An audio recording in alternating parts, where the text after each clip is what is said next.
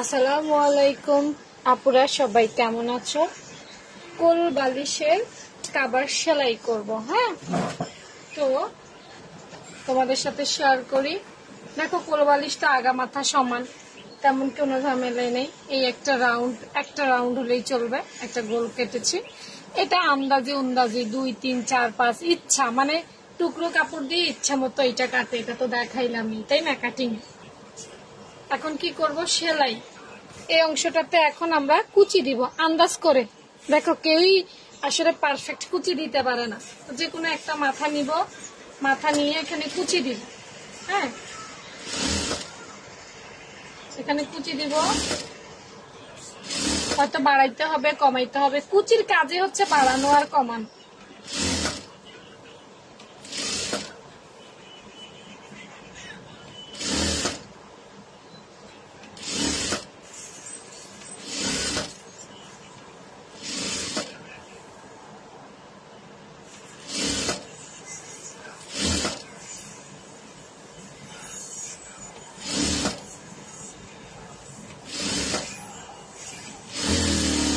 ওকে, তো কুচি কমপ্লিট করে ফেলেছি একটা মাথায়, এক সাইড।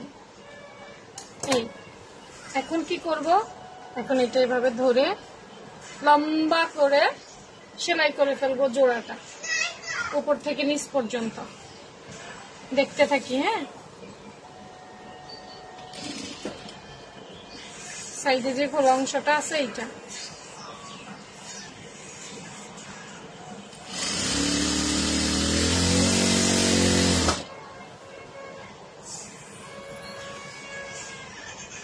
আচ্ছা, একটা গুরুত্বপূর্ণ কথা বলি, শোনো। বর্তমানে কাপড়ের পানা কমে গেছে। এখন কোল বালিশের কাভার বানাইলে কাভার চিপা হয়ে যায়। কেউ এখন আর 2.5 হাত ফানার নিচে কোল বালিশের কাভার কিনো না, কারণ নাইলে এটা ঢুকানো যায় না, এটা অনেক কষ্ট হয়ে যায়। এই যে এটা আমার শাশুড়ি কিনে আনছে, আমাকে না বলি। হ্যাঁ, এখন এটা আমি যদি কোল বালিশ আগের অনেক আগের বানানো, তো ওগুলো 2.5 হাত ফানা কাপড় দিয়ে বানানো। এখন কাভার যদি 2 হাত ফানা হয়, এগুলো ঢুকাইতে কষ্ট হবে না? এইটা মাথায় রাখো। হ্যাঁ,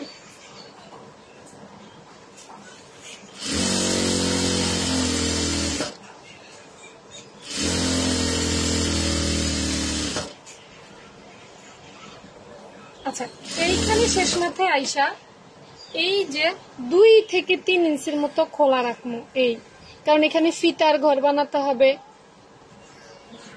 হ্যাঁ, ফিতার ঘর বানাতে হবে, যার কারণে এখানে কিছু অংশ খোলা রাখবো। আমি আবার ব্যাক করব, 2টা সেলাই ওইটুক খোলা রাখবো।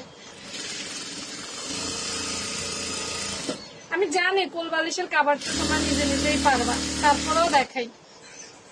এগুলোর জন্য আসলে শিখতে হয় না।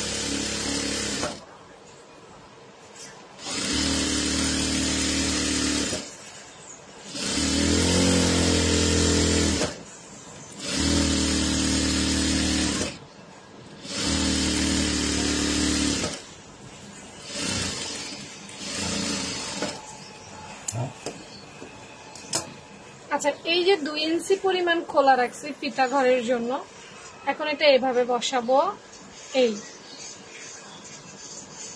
হ্যাঁ, এটা একটা ভাঁজ দিয়ে এই দেখো, ওই যে সাইড ফাড়া যেরকম কামিজের সেলাই না, ওই রকম।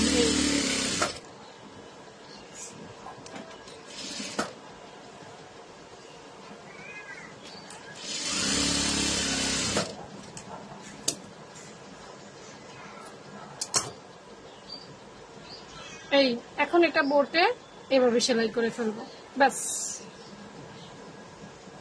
এই অংশটা খোলা থাকবে, এখানে কোল বালিশের ইয়েটা ঢুকবে, ফিতাটা ঢুকবে।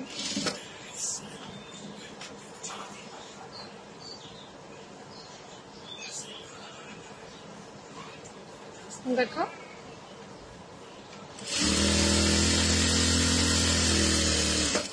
আমি এখানে 1.5 ইঞ্চির মতো করে দিচ্ছি, একটু চওড়া করে দিচ্ছি। কেউ 2 ইঞ্চি দেয়, কেউ 1 ইঞ্চি দেয়। আসলে ফিতাটা ডিপেন্ড করে যার যার উপর।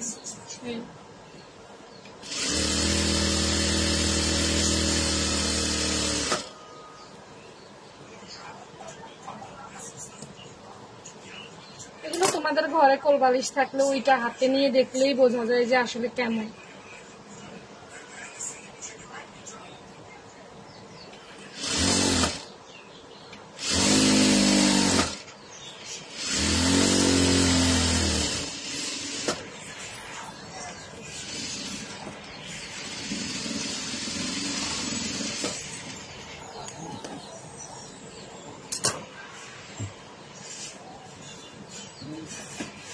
দেখো সেলাই হয়ে গেছে, এদিক দিয়ে আমরা ফিতা ঢুকামো, দেখছো? আর বাকিটা এরকম সালোয়ারও এভাবে করা যায়। এখন কি, এখন হচ্ছে এই যে নিচে কুচি নাকি এই অংশটা, হ্যাঁ এখন এটার মধ্যে এটা ঘুরে ঘুরে বসামো। এখন ঘুরে ঘুরে বসানোর আগে চেক করবো যে আসলে ঠিক আছে কিনা।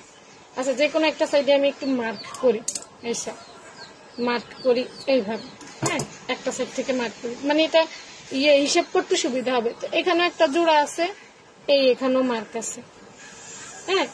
বা আমি এটা তোমার পিন দিয়ে আটকাইতে পারি, পিন দিয়ে আমি আটকে রাখতে পারি। এবার ঘুরে ঘুরে দেখবো যে আসলে ঠিক আছে কিনা, সমান হয়েছে কিনা। নাহলে তা আবার কুচি খুলতে হবে, নাহলে দুই একটা খুলতে হবে, লাগাতে হবে, কিছু একটা করতে হবে, হ্যাঁ।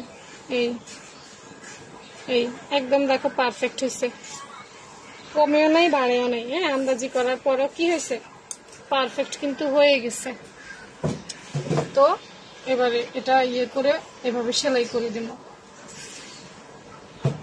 উল্টা আর সোজা দিকগুলা দেখবা, এই সমস্যা হয় না। হয়তো দুই একটা খুলতে হবে বা বন্ধ করতে হবে, এতটুকুই, আর কিছু না, হ্যাঁ।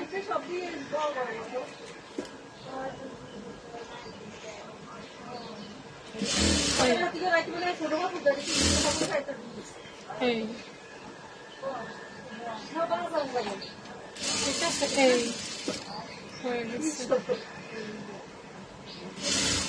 হ্যাঁ আমার হয়ে গেছে, দাঁড়ান একটা মিনিট। এই তো ঠিক আছে, আমরা একটু ঘুরে ঘুরে কি করবো, এটা একটু রাউন্ড করে আস্তে আস্তে, এই যে দলা টলা যেন না থাকে, এই যে এইভাবে সুন্দর করে এভাবে ঘুরে ঘুরে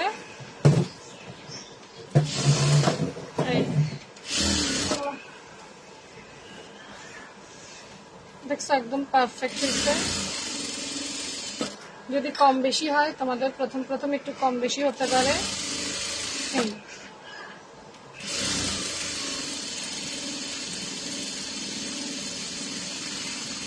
আস্তে আস্তে ঘুরিয়ে ঘুরিয়ে করবা। নিচে ঠিক মতো কাপড় আছে কিনা ওইটাও দেখবা, চেক করবা, হ্যাঁ।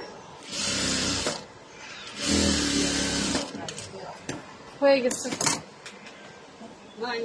শেষ। হ্যাঁ দিতেছি আমি, দাঁড়াও। এই যে হয়ে গেছে, দেখছেন? আচ্ছা নাও, শেষ। তো ভালো থেকো সবাই, হ্যাঁ, আল্লাহ হাফেজ।